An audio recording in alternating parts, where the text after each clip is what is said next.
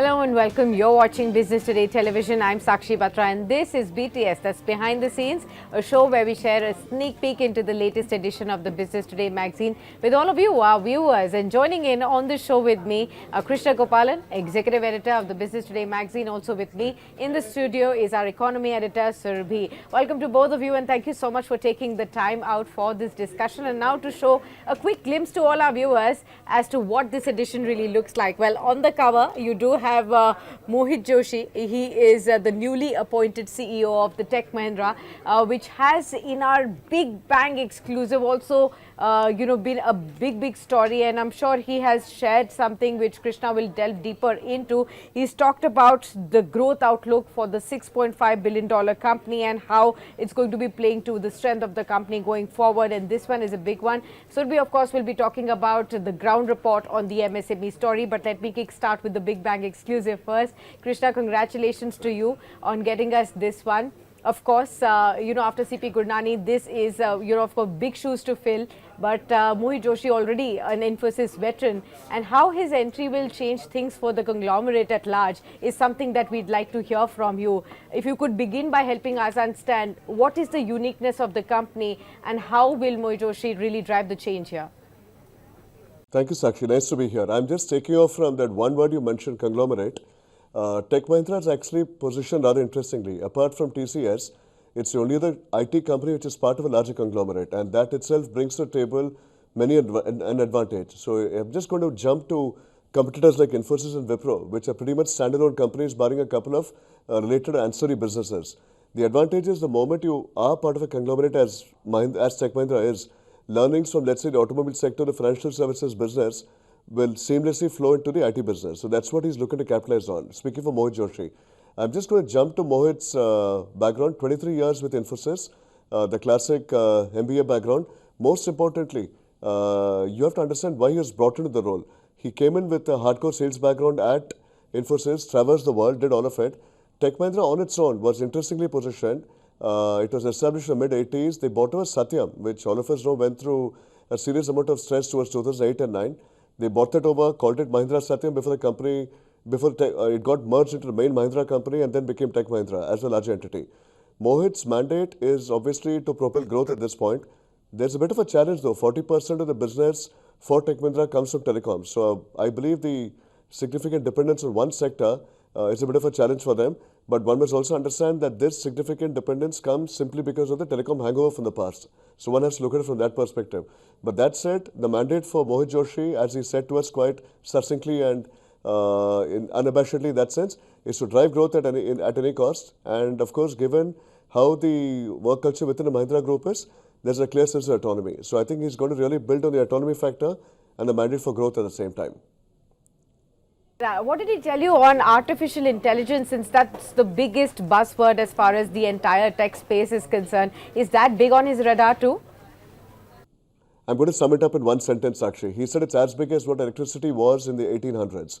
So the nature of disruption we're going to see through AI is quite unbelievable. I mean, all of us can sit and have discussions ad nauseum on this, but I still believe that the actual impact it will have on our generation or beyond is still quite unimaginable. So he's obviously gung-ho about it. That said, we also need to understand that every player worth his or her salt is going to throw his or her hat into the AI story. The question is, how different is your product offering going to be? How relevant your product offering is going to be to make sure you get a reasonable chunk of the business and also ensure that it makes enough money for you. So that's going to be a tricky one for him. It's an interesting size. We must understand that if you compare it to a TCS, which is well over 20 billion. So we are speaking of still a third of TCS. Arguably, they have greater scale and perhaps the potential to grow the AI piece much faster than the others.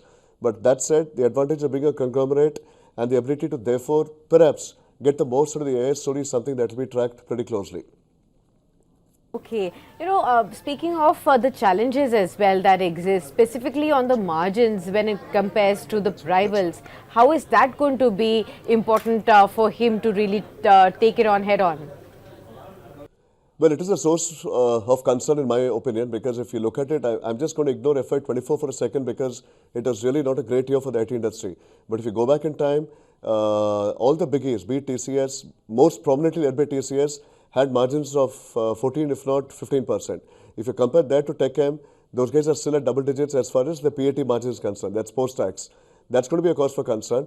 We have to also understand the issue from a bit of an interesting perspective. The larger you are, the ability to get the larger contracts also becomes that much simpler. So if you speak of a TCS, he can go and pitch for the large accounts in the US, knowing fully well that his bench strength can easily cushion the margins. I'm not sure if Mohit has that kind of liberty right now. So the challenge, therefore, is to ensure that he builds on a $6.5 million base, ensure the margins still remain in place. But to bridge that gap is not going to be easy.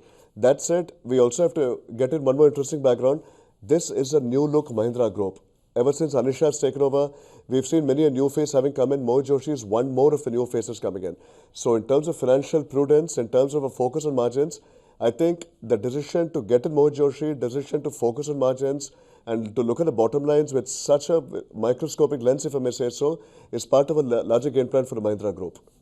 It all looks very, very exciting to know. I'm sure the viewers will be really looking forward to much more insight in the interview that you've done. Many congratulations yet again for getting us that big exclusive, and which is one more reason why you should please go ahead and grab this copy for yourself, because this is the only place where you will hear Mohit Joshi talk, exclusively and tell us about what the growth plans are and what does he have as vision for the conglomerate going forward. Let me come to Surabhi now. Surabhi, of course, MSME has been a place which was hardest hit when we talk about the COVID-19 pandemic. It nearly crippled the entire sector. Of course, the government did extend some bit of, whatever extension of help they could during those 3-4 years. But tell us, what is the status now? How are the MSMEs really doing as of now?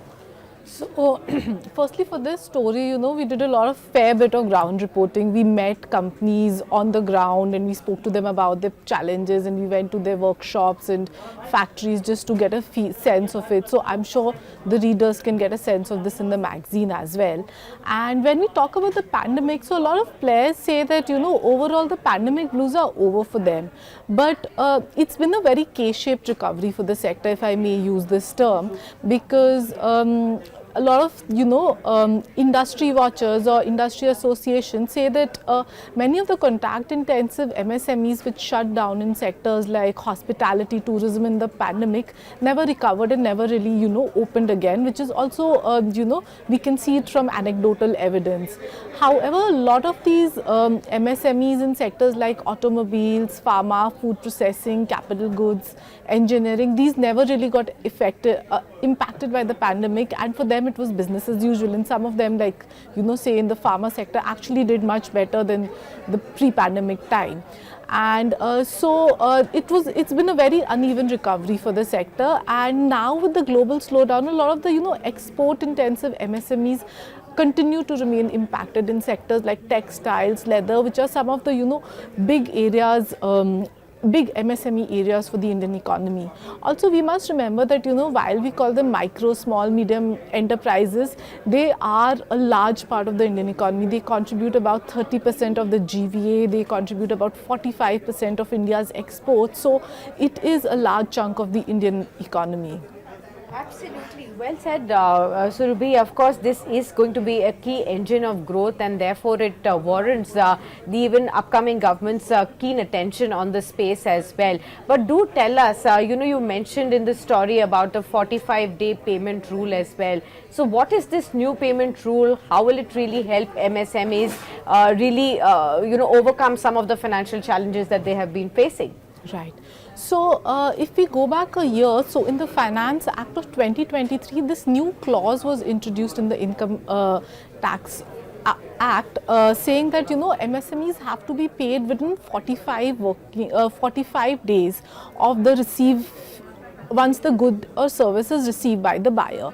And this was basically done to ensure that delayed payments, which is a major problem for MSMEs in terms of working capital, gets resolved. And in case the payment does not happen within 45 days, then that amount, whatever amount is it, would be added to the company's profits, and it would be taxed at the rate at which the company pays tax. Once the company does the payment at whatever time, it can take a refund after in the next year when it files its returns. So while the intention is really good, because about 10 lakh crore of money seem to be stuck for MSMEs in delayed payments, it's become a big problem because their entire supply chain is often, very informal, and they have these word of mouth agreements where they say that, once the buyer is able to sell the goods, say in a 60-day period or a 90-day period, the MSME would receive the payment. So what has happened is that a lot of these agreements have now come under a strain, and many of the buyers want to renew or review these arrangements with the MSMEs. So it's become a slight contention, and I think it's a transition thing which will take some time to be sorted out. This new rule starts from April 1, as we are all aware, and while MSMEs were hoping for some kind of an extension or a tweak in this rule, for now it is not the case. Okay, well, fair enough.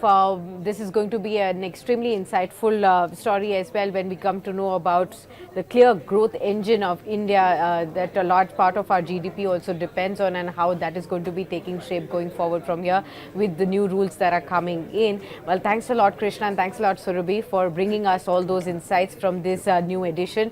And this will be a clear value add for all our viewers of Business Today television as well. So therefore, I repeat myself, do go out there and grab your copies out on the stands along with these important stories. There is a keen insight into what BT Mindrush and the Best CEO Awards really had for you, where the titans of corporate India really converged at our summit, and what did they have to say. All of those insights are also there, so you can also look at that as well. Until then, many thanks for joining us onto this special edition, viewers, but do stay on as Business Today television continues to bring you all the action from the world of business and finance.